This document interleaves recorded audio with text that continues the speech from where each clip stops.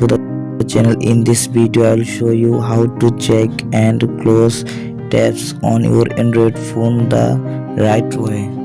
Okay, first open your Google Play Store and now tap on the search bar, search for Chrome and check update your Chrome app. My Chrome app already updated.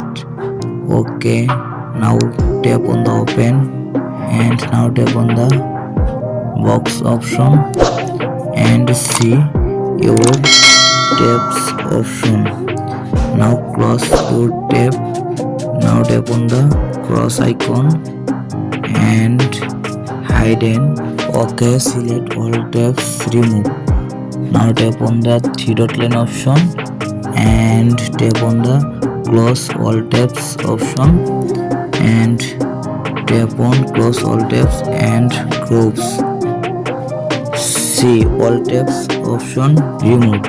I hope your problem has been solved successful. Please subscribe my YouTube channel.